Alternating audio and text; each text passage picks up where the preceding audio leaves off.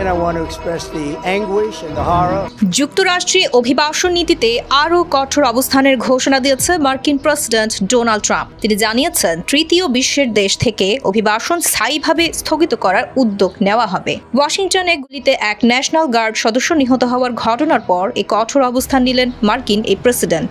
পাশাপাশি একই সঙ্গে 19টি দেশের অভিবাসীদের গ্রিন কার্ড পূর্ণাঙ্গভাবে পুনরায় যাচাই করার নির্দেশ দেওয়া হয়েছে।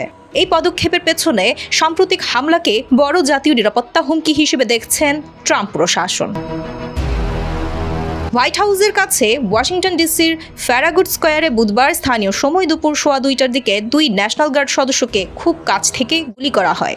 ঘটনায় গুরুতর আহত 20 বছর বয়সী সারা বেকস্ট্রম পরে মারা যান। আহত আরেক সদস্য 24 বছর বয়সী অ্যান্ড্রু উলফের অবস্থা আশঙ্কাজনক বলে জানানো হয়েছে। থ্যাঙ্কসগিভিং উপলক্ষে মার্কিন সেনা সদস্যদের সঙ্গে ফোনে কথা বলার সময় প্রেসিডেন্ট ট্রাম্প সারা বেকস্ট্রমের মৃত্যুর কথা নিশ্চিত করে বলেন, তিনি একজন অত্যন্ত সম্মানিত ও অসাধারণ মানুষ ছিলেন। হোয়াইট হাউসের এক কর্মকর্তা জানিয়েছেন, পরে প্রেসিডেন্ট নিহত সদস্যের বাবা মার সঙ্গেও কথা বলেন।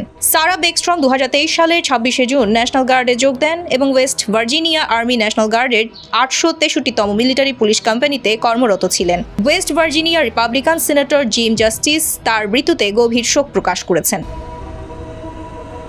এ ঘটনায় অভিযুক্ত হিসেবে আফগানিস্তান থেকে আসা 29 বছর বয়সী রহমানুল্লাহ লাকানওয়ালকে গ্রেফতার করেছে পুলিশ। তিনি 2021 সালের সেপ্টেম্বরে যুক্তরাষ্ট্রে আসেন এবং আফগানদের জন্য চালু বিশেষ অভিবাসন সুরক্ষা কর্মসূচির আওতায় দেশটিতে প্রবেশ করেন বলে জানা গেছে।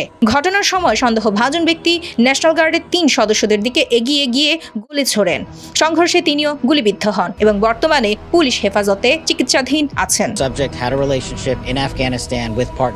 ঘটনার পর ট্রাম্প আরও জানান, নাগরিকদের জন্য কেন্দ্রীয় সরকারের সব সুবিধা ও ভর্তুকি বন্ধ করা হবে এবং যাদের নিরাপত্তা ঝুঁকি হিসেবে দেখা হবে বা যারা পশ্চিমা সভ্যতার সঙ্গে মানিয়ে নিতে পারেননি তাদের বহিষ্কার করা হবে। তিনি এই উদ্যোগকে রিভার্স মাইগ্রেশন আখ্যা দেন এবং অবৈধ ও বিশৃঙ্খল জনসংখ্যা কমানোর লক্ষ্যেই এই কর্মসূচি নেওয়া হচ্ছে বলে দাবি করেন।